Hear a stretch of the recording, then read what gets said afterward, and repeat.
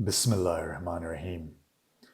Today, I want to talk about art and you as an artist. Now, in the society that we live in, we often are not called artists until we practice a particular kind of art, and whether we are able to sell that art and make a living doing that art. And only then are we allowed to call ourselves artists.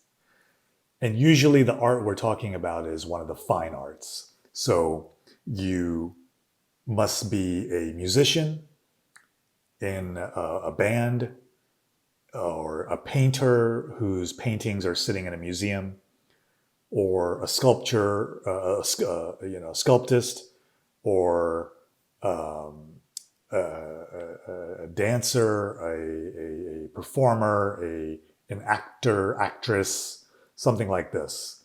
One of the clear traditional roles of artist. Only those people can be called artists. But I want to suggest to you that this definition of art and artist is very small, it's narrow, it's elitist, and it has never really been accurate either. The traditional societies that we used to have on, on this earth, and in some countries that we still do, people, just like me and you, used to do things and make things that had a lot of thought and beauty as part of it. And you can see this in the textiles that people make, in the clothes, in the pottery, in the cooking, the food, the recipes, and things like this. So if you go to other parts of the world, you see, streets filled with what's called local street artists. And they are not waiting for the Metropolitan Museum of Art, or some established institution like this to invite them to host their artworks. They are doing art as part of their daily life. And when we enter that world, we are surrounded and fascinated and just drawn in. There is murals on the walls of the buildings. There are people making all kinds of things, either with food or with metal or with wood or with paint or with all kinds of things. And there is art happening all the time. And we don't really acknowledge this in the same way, because we get conditioned by society to think only these people who've made it big can call themselves artists. But people on a local level, we don't really acknowledge that.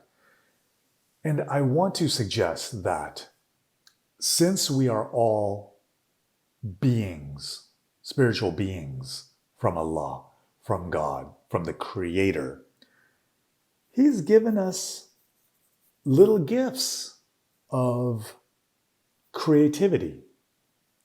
Since we come from the artist, we have received gifts of His artistry. And not just in the way we were created, in our physical, in our emotional, psychological, intellectual, social, and spiritual dimensions, not just in the display of what we are and who we are, but His creativity is also inside us that drives us to create. Now, we can't create like the creator, out of nothing and on many levels and in multiple dimensions and things like that. But we can still be creative. We can still be artistic.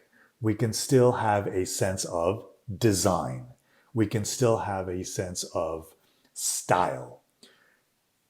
People who cook do this. There's a recipe. You can follow the recipe to the letter, or you can switch up a few things. You can add a little something that is not in the recipe, and you can take out something that's in the recipe, and you can make the recipe your own. Same thing with people who do, decorating their home. Where do you want the furniture? What should the colors of the walls be? What do you want on the walls? How does this large picture fit with this small picture right next to it? How does this plant look next to this sculpture that you bought at the local market? That's design. That's artistry. That's creativity. So in our everyday lives of cooking food or decorating our homes, we are practicing this. What are you wearing today? You purchased those clothes based on certain colors that you like, and you matched it up with certain shoes or certain jewelry or certain V-neck shirt or a crew neck shirt or a collared shirt or how does it look with different colors and different jeans and different pants or whatever. That's your sense of style. That's your sense of design. That's your artistry. And so we have this. And it operates on a very small, daily and subtle level. So it doesn't announce itself and say, "Oh, I'm your artistic talent," but it is your artistic talent. And how you talk to people, how you communicate with people, how you compassionately interact with people, that is part of your artistic talent as well. And how you teach people, how you teach kids, how you teach seniors, how you teach, whoever comes to you with a question or a problem or something like that. How are you formatting your answers? How are you tailoring your answers to your audience? That's artistry. That's creativity. So I want to just convey a sense of art is not something that elite people do and something that remains in this elite domain of wealthy artists and wealthy musicians and wealthy filmmakers and things like this. Art is something that human beings do all the time because they're human beings. Art is something spiritual beings do all the time because they're spiritual beings. Art is something we do because we come from the artist. Creativity is something we do because we come from the creator. And so let's take this a little further and say, in the same way that you are artistic with your cooking, your clothes, the design of your home and things like this, and how you speak and communicate with people, you are artistic with your religion and your spirituality. Now, you, like me, were probably not taught that you can have an artistic foundation to your religion. That religion and spirituality could be creative, that they could be personally creative. And, we may not have been taught like this. We may have been taught more in the sense of, this is religion, these are your duties, these are the rules you must follow. And that's fine for a certain level of introduction. But we have to go to the next step. We have to go to the next level of, we understand the rules, we understand the norms, we understand certain values and certain standards that we must have for how we behave in the world and how we behave toward others. and things like that. But once you've got that down, you can go to the next level of, in your religious and spiritual life. And the next level often comes from the point of view of creativity, personal creativity. So when you say, for example, Bismillahir Rahmanir Rahim, your teacher says, well, this is what it means, and these are the English translations of the Arabic, and so on and so forth. But until you make that statement personally relevant, until you personalize it, you won't be able to internalize it. Okay, I'll say that one more time. First, we must personalize. Only then can we internalize. Because until we personalize, it stays somebody else's statement. It stays somebody else's belief. It stays somebody else's saying. Until we personalize it, it doesn't get into us. And that is part of your creativity. So creativity isn't just colors and music and entertainment. It is the means by which we take the teachings of the prophets and the imams and the saints and the scripture, and we bring it into our lives. That's a creative act. That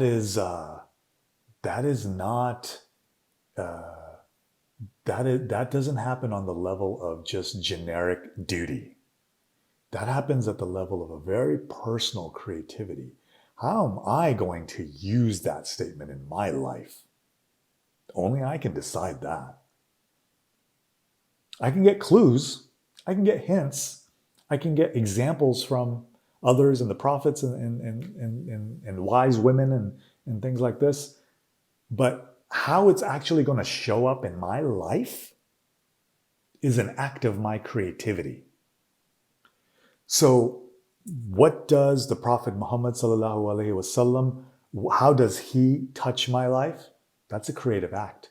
How does the Quran touch my life? How do I bring the Quran into my heart, into my mind, into my life? That's a creative act. How do I bring things that I read from scholarship and poetry and other people's advice and teachings and guidance and things like this? How do I bring it into my life? That's your creativity.